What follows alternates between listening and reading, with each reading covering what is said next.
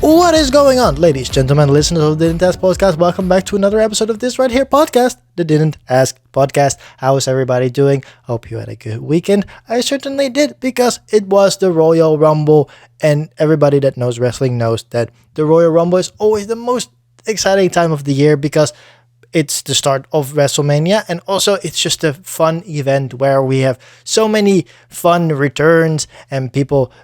We have things happening that we wouldn't have happening. Like, again, people returning from injury, people debuting, people moving on from NXT to the main roster. It's always a very fun time to be a WWE fan right now. And I had a great time watching the Royal Rumble. It was one of the best Royal Rumbles in a while, I would say. That also has, of course, to do with the fact that we had the Corona pandemic where we did the Royal Rumble inside the Thunderdome, and that fucking shit was a mess. So yeah, but like it was fun. It was so much fun. Like, we had the Men's Rumble, which we knew basically going in who was going to be the winner of that event, because we knew going in that Cody Rhodes was returning. They touted that very much so, and everybody was like, why the fuck would you do this? Because Cody Rhodes was given like a 9-month rehabilitation program or whatever the fuck, and he got back way earlier than that. So it would have been a fun surprise for him to just show up and be like, hey, he's the number 30, especially with the rumors that The Rock was returning. So I am glad that they decided to go against the grain, in the sense that if I was booking that shit, I would have been like, hey, we're going to put Cody out number 28, and then we're going to keep hope for people that it's going to be The Rock at 30, something like that. But they didn't do that, luckily. I would say luckily, because otherwise you were going to just piss people off, and now they didn't. So that's a good move. So they put Cody out at number 30, and that was a very smart idea of them to do, because it gave Cody a moment to shine, in the sense that, hey, he's the number 30. The number 30 is always the big, the big number that you really want. And it also made it easier for him, of course, to win, because if you're coming in at number 30, everybody that's in the ring is already depleted. Most people are already thrown out of the ring, so it gives you a good chance to win.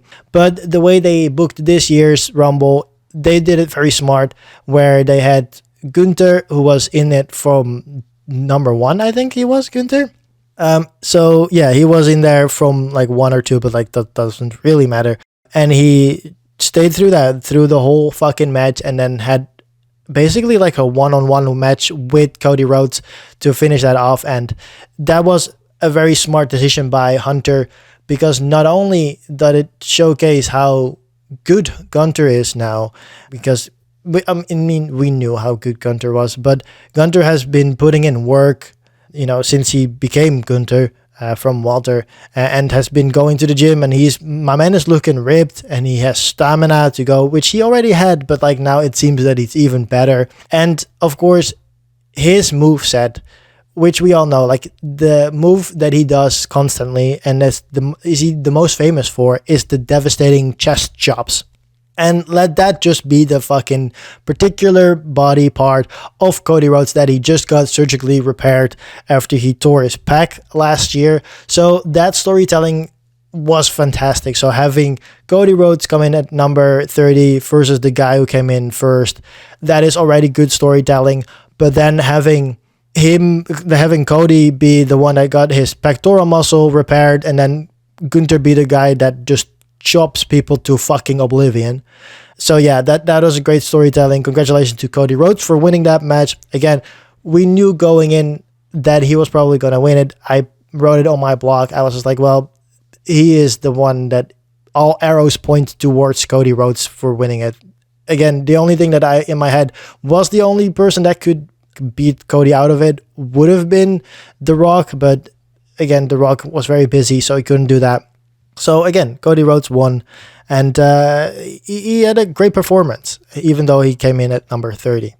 And then we move over to the Women's Royal Rumble match, which was a really fun match as well, which was more of a classic match, because we see with the men's match where it's just like the men's match can fill 30 people in the ring with just their normal roster, and even have people still left out, because like there were so many storylines that they still could do. Of course, AJ Styles got injured, He had a broken ankle, I believe. So that really, because normally speaking, he would probably be in the match as well, of course. So with him not being in the match, there were also like, that's what I saw, is like there weren't any like tag teams in the match apart from Kofi and Xavier, who I hope Kofi is okay, because they tried to do a incredible save again this year, which they always try to do, but it went wrong and he smacked his head right against the announcer's table. So I hope he's fine and he didn't have too much damage from that, because he is having a match very soon at NXT Vengeance Day. So hopefully he's good with that. But yeah, like I said, there weren't really any tag teams, because we had, of course, Gunther was in the match at the men's side, but the rest of the guys, Giovanni Vinci and Ludwig Kaiser, weren't in the match.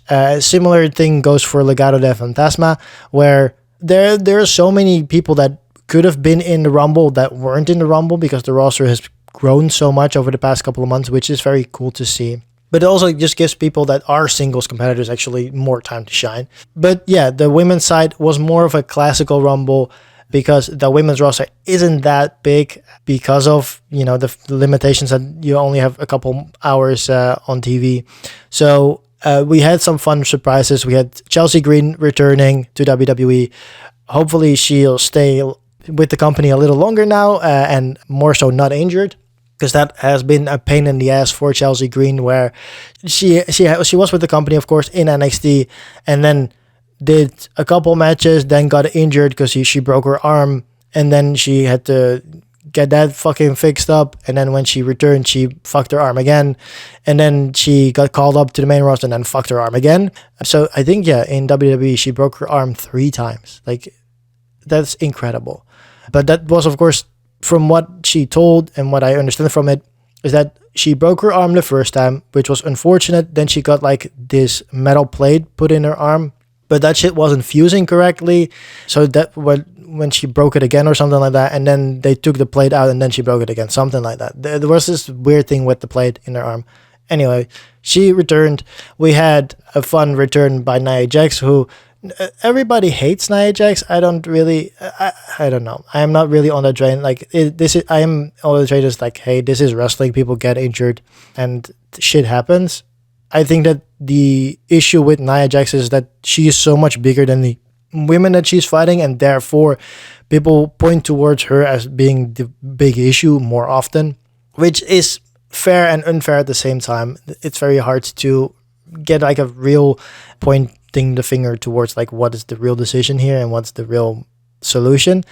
So yeah, it was a fun return. We had Michelle McCool, who was chatting shit on Twitter and Instagram in the last couple of weeks when she wasn't invited to Raw 30, but of course her husband, The Undertaker, was. So she now got a moment to shine in the Royal Rumble, and she did pretty well. And I liked the gimmick that they did, even though it is very stupid. But hey, this is wrestling. Wrestling, it can be stupid sometimes, and from time to time. It's not really that bad, because so the gimmick was that she was sitting front row and they pointed towards her like earlier on in the pay-per-view, where it's like, hey, Michelle McCool sitting right behind us, and because she was sitting right behind the commentary table. And then the Women's Royal Rumble started, and then I don't know, she was like 16 or something like that, number 16. Then it was like Michelle McCool's music, and then she was there with her kids, and she was like, well, I don't know. And then she handed her phone to her kids, and then she jumped over the barricade, and it was cute. It was fun.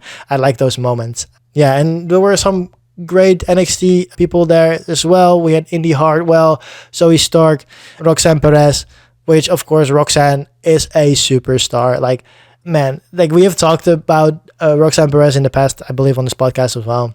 But Roxanne Perez is such a she's first off adorable because she's not that big, but she is a killer in the ring, and she is like the next big baby face. She could be the next John Cena, if you ask me, for the women's side of the roster.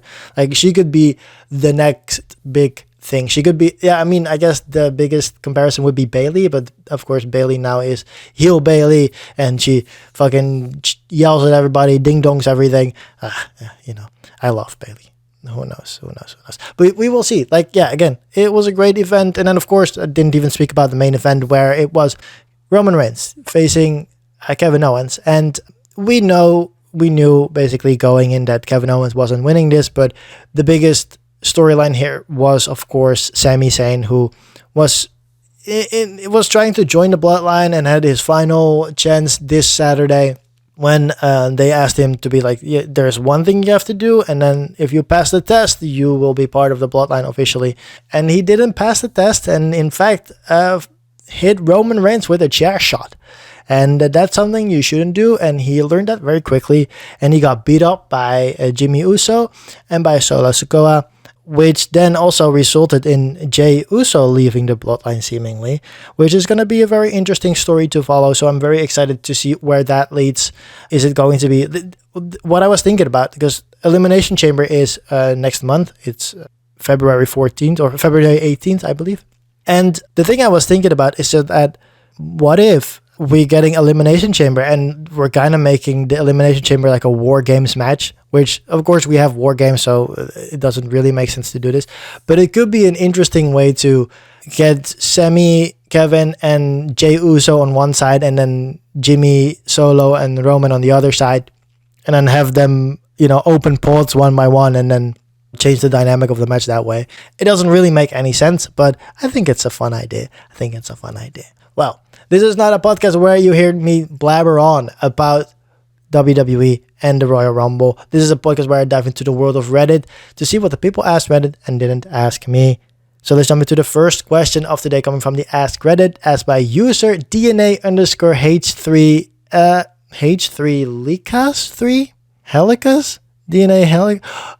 I think it's DNA_Helicas 3, but then the first E is in 3, whatever. What is something you can do in your 20s to avoid regretting it in your 30s and 40s? I think that we in our 20s, because I'm 24 right now, so I'm halfway there. Like I'm half 20, like mid-20s. That's what you call it. So I have not that big of a view of what the fuck is going on in my 30s and 40s, because I just don't know what the fuck is going to happen. But I have listened to people talk about this, and I think that it is very important, and I think it's very smart to do is skincare. Like we as like younglings, I'm going to call myself a youngling. Hopefully I'm not getting killed by Anakin Skywalker, but we will find out. I think that in your 20s, and especially in your teens, but in your 20s, do you think you're very invulnerable and you can just do whatever the fuck you want to do and live out without the consequences of that? I think that skincare is a very important thing to start adding into your routine, and not just like, oh, I'm gonna fucking slap something on and never take it out of whatever.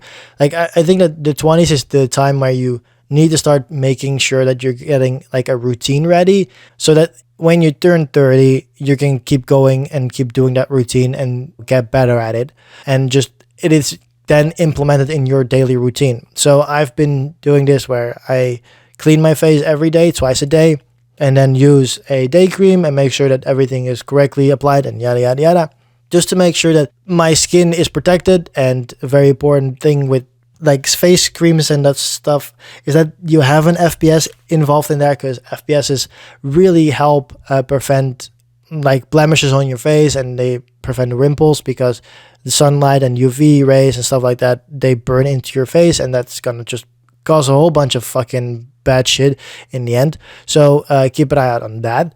Another thing that I heard is very important is getting your stretching in. And of course, all the 20-year-olds now look at me stupid, be like, oh, fucking, we do yoga every fucking day. Like, I do yoga every day too, fam. But I think that there is a thing that you forget when you do yoga, is that yoga is like full body workout, in my opinion. But there is this thing called your neck. And it's a part of your body that you basically forget to train. And it's very important that you get your neck muscles very tight and very strong, because that is going to, first off, help you with headaches and stuff like that, because I have that issue too, where my neck muscles are just doo-doo stew, and I need to get stretched out so that my headaches get less and stuff like that. But it's also very important because when you're getting older, the muscles start shrinking, and then you're gonna get fucking neck issues and neck pains and stuff like that. So that's very important that you start doing that now, while you still can, while you're still young. So going to the question asked by user DNA_Helicus3, what do you think is something you can do in your 20s to avoid regrets in your 30s and 40s? I would say a good skincare routine is very important to start as early as possible so that you make sure that your skin is healthy when you get older and older. But it's also very important to start doing neck exercises to make sure that, yeah, your neck muscles are good, you're not getting headaches, and when you're getting older and those muscles start shrinking, and that you still have nice movement in your head and you're not stiffened up. So I think that those two things are very important if you ask me. Thank you for your question. Moving on to the second question of the day, coming from user right-ad8261, and they ask, what's your favorite non-alcoholic beverage? And if you know me, I love apple juice. That would be my answer to the question. Apple juice is such an amazing drink. It's sweet, it's flavorful. You can have it in different forms and types, and like I've had fresh apple juice. I don't recommend fresh apple juice, to be very honest with you. And by fresh apple juice, I mean like one of those apple juices that has been put in like a slow juicer, when you just put apples in and then, grinds the juice out of there. And I think that stuff, it doesn't taste very good to me. That could be because of the apples. So that is a possibility. But I would say that apple juice is such a good drink, and it's such a universal drink because it basically tastes the same everywhere the fuck you go. Apart from Germany, German apple juice sucks donkeys. I don't know what the fuck is up with the German apple juice. German apple juice sucks because they have like mostly like, especially like Turkey's apple juice sucks as well. There's some apple juices that do suck actually. Come to think about it now, when I'm really diving deep into it, there are some apple juice that sucks. But the good apple juice, Minute Maid apple juice, that's fucking baller. If you need to find apple juice, go buy that apple juice because that is the best apple juice around. We used to have cans in our home as a kid, when I was a kid, and it was absolutely fantastic because I would just fucking crack open a cold one, pull down my pants, and get ready to fucking ride, motherfuckers, with my apple juice. So, going back to the question asked by user right-ad8261, what's your favorite non-alcoholic beverage? And I would say apple juice. It's fantastic. Yeah, it's great. It's sweet, it's flavorful, and it has a fun color because it looks like beer but also like piss. So it's great. Moving on to the third question of the day, coming from user Louis Shirosugi 20. What hobby is an immediate red flag? I would say fishing. If a girl was like, oh, I like fishing, I would be like, well, I'd rather do something else with my time. Fishing is such a weird thing where it's just like, why the fuck are you going fishing? What is the fun about fishing? I am really agape. My mouth is agape by this. I don't really understand what the two things, fishing and hunting, and they're very closely related because fishing is just hunting on sea or on water, and depending on where you live and what type of fishing you do. But yeah, I would say hunting and fishing. Those two hobbies are immediate red flags. Why are we bothering animals for no fucking reason? Give me the reason. Why are we doing this? Well, I can get your fish and then throw it back. It's very relaxing. I'm just like, well, you can do something else. Go fucking rollerblading is also relaxing. Do something. Do some. Thank you for your question though, Louis Shirogaisi 20. Moving on to the fourth question of the day, coming from user Sahiriko 1. Today has been a great day for names. Fuck me. Which black and white movies are absolutely worth watching? There are some movies in black and white that I've seen. My head jumped to The Wolfman when I first saw this because I think that The Wolfman has been a very important movie, especially for like the werewolf craze that we had in the 80s and 90s and whatever. Like it's been a seminal movie, so much so that the movie has been mentioned in many other werewolf movies. So I think that is a very important and absolutely worth watching movie. And it's also pretty good if you ask me. Like I've seen a couple of movies that I think are absolute shit, and more over there in a minute. But I think that the movie itself, for what it is and for when it came out, like I think it's a pretty fun movie. And again, it's a very seminal movie for the werewolf saga and werewolf franchises, I should say, that came after it, because it has been a big inspiration for all of them. Another black and white movie I would say is absolutely worth watching, and this is kind of a cheat, is the movie Clerks. I think that Clerks is such a fun and interesting movie, especially looking back at it now, knowing what's going to happen in the future and like taking Clerks 2 and 3 into account. But Clerks is a fun movie. It's the debut of Kevin Smith, who has been seminal for like the comic book and stuff like that culture. So I think that movie is a very fun one. And again, I'm saying it's a little bit cheating because most black and white movies are old movies. And this black and white movie isn't that old. It's like a modern day movie, but they could only film it in black and white, so they did. And therefore, it is black and white. But I would say that movie is definitely worth watching because it's a very fun movie and there's lots of shit happening in that movie. So I think that is a very good option there. So going back to the question asked by user Sahi Rico 1, which black and white movies are absolutely worth watching?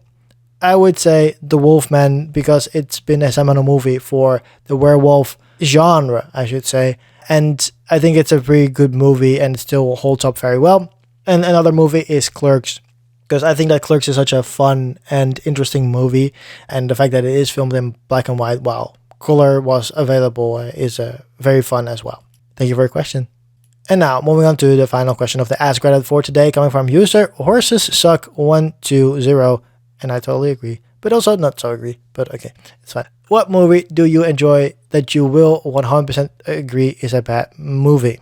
There are some movies that I really enjoy that are bad movies. Like, when I saw this, I was thinking about Flatliners, and then I'm not thinking about the original, but like reboot, remake, whatever the fuck you want to call it.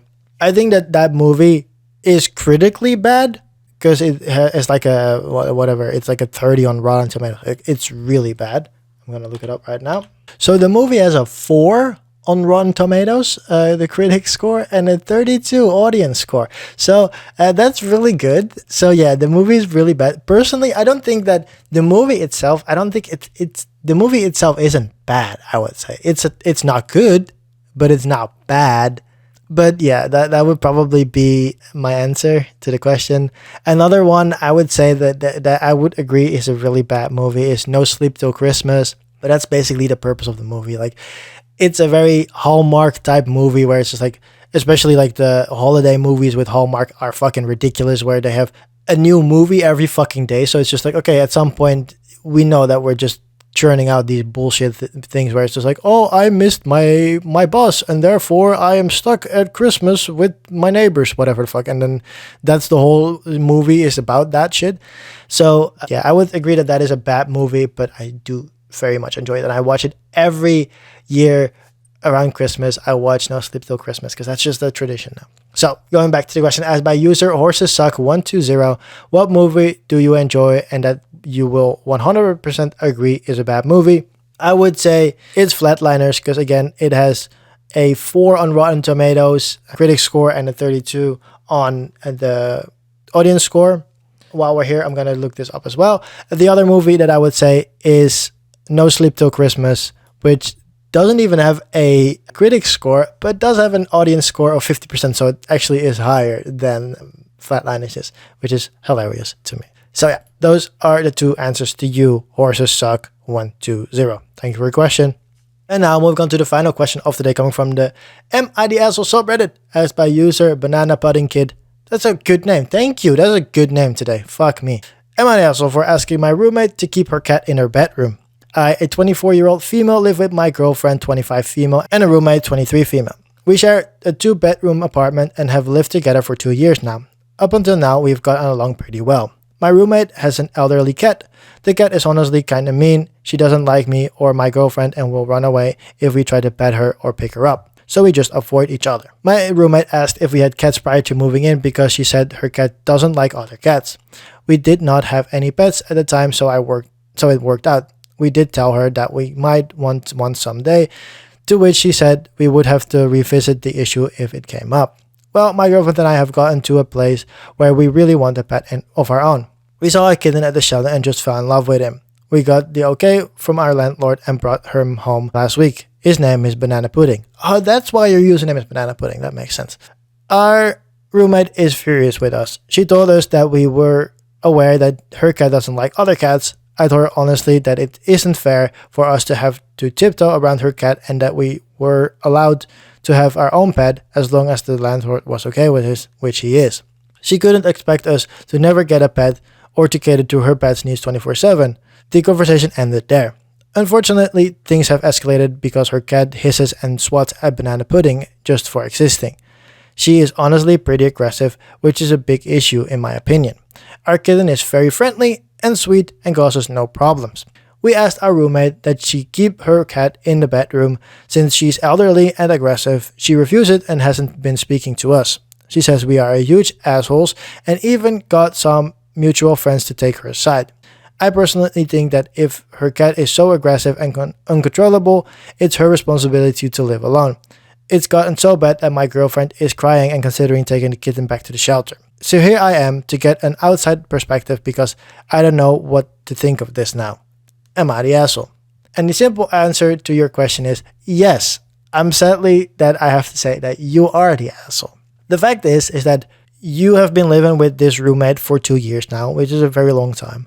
And you have been living with the roommate's cat for 2 years now. And you know that the cat doesn't like you or your girlfriend. And the roommate has said that the cat has issues with other cats as well. So you knew that going in that this cat was going to be an issue. So you just bringing home a cat without even talking to your roommate about it, that is a pretty fucked up move. And I understand that, hey, you have needs to, in a sense that, hey, you want a pet and the cat showed up and that's how things are going to be. I get that. But you cannot then expect your roommate to start behaving differently because you were the ones that decided to take a pet home without even talking to your roommate about it. And then going back to putting that shit aside and going to the cat question where it's just like, hey, you asked the cat to be in the room. It's just like, first off, the cat is elderly, so it probably needs to find a place to fit where it needs to fit because cats get older and they get colder and stuff like that. So that's very important. But you can also not expect to change the behavior of the cat when the cat is used to something for so long. Because again, let's say you have been living in this house for 2 years now and the cat has been able to roam free for 2 years now. You cannot then all of a sudden just close the door for the cat and be like, hey, fuck off. You can only go in her room because we have a new cat. That's not how that works. So the solution here would be to keep banana pudding in your guys' room and make sure that the cat is growing up in that room and make sure that the cat knows what the rules are in that room. Because then you have, first off, the cat is a kitten, right? So it doesn't really need that much space right now. It's going to change very quickly, so don't get me started about that. But that is an option. It is going to be, for now, it is going to be very easy. And again, it's a young kitten. It has to learn and stuff like that. So it's not going to be that big of an issue for the kitten to be in that room. And then you're saying that the other cat is elderly, so hopefully, knock on wood, I hope it's not that fast, but like the cat is going to pass away eventually. And when that happens, you can just open the doors and then let the kitten banana pudding out, right? I think that is the simple solution to your problem because you cannot expect the cat to change its behavior because it's been used to a certain lifestyle for the past couple of years, and you cannot just change that in a sweep because you got a new kitten and the kitten is getting your priority. Like, that's not how this works. So going back to the question asked by user Banana Pudding Kid, am I the asshole for asking my roommate to keep her cat in a room? And I would say yes. You decided to get a cat without even talking to your roommate about it, even after your roommate had said like, hey, we have a cat and the cat doesn't deal well with other cats because, reasons. Then you bringing home a cat that is already an asshole move to do, but then asking her as well to be like, hey, your cat doesn't like our cat, so your cat has to go in your room. That doesn't make sense to me. That's not how that works, especially not for the cats as well. So you are sadly the asshole. Thank you for your question, however. And that's going to do it for me for this week. I hope you had a good time. And if you did, please leave a rating on Apple Podcasts or Spotify because both places give you the ability to leave a rating and that will help the show out tremendously. You can find this show on anchor.fm/din-as-pod. That link will be in the show description. Over here, you can find all the podcast platforms this podcast is available on, like Podcast Addict, like Pocket Cast, like Amazon Podcast, like Google Podcast. It's fucking everywhere. If it's not, let me know. You can do that by going to that anchor.fm website mentioned earlier and pressing the message button on top of the page. And over here, you can record a voice memo saying whatever the fuck you like. And I'll listen to it and I'll hope to help you that way. If you want your voice to be heard on this show, you can record a voice memo and I will slice that piece into the show so you can hear your voice live on air. If you don't want your voice to be heard, that's totally fine by me. Just say it somewhere in your message and I will read out your question myself so I can still get your question answered, but you will stay anonymous at the same time. Well, that's going to do it for me for this week. I hope to see you back next week. And in the meantime, in between time, you can go to track.tv. Over here, you can find all the TV shows and movies that I'm watching. I just started Poker Face this weekend, and it's been so much fun, so I'm going to keep up with that. I'm still watching Velma, even though the last couple of episodes really burned me out on that fucking show, so I probably will skip out on that for now. I am still watching Below Deck. I'm really enjoying that. So that's going to be on there. I'm watching The Legend of Vox Machina, and that's absolutely fantastic this season. So there are a lot of shows that I'm watching, and there are so many movies coming up as well. So I'm looking forward to this year with movies and TV. So go to track.tv and see what I'm watching. Well, that's going to do it for now. I hope to see you back next week. Thanks for listening, and goodbye.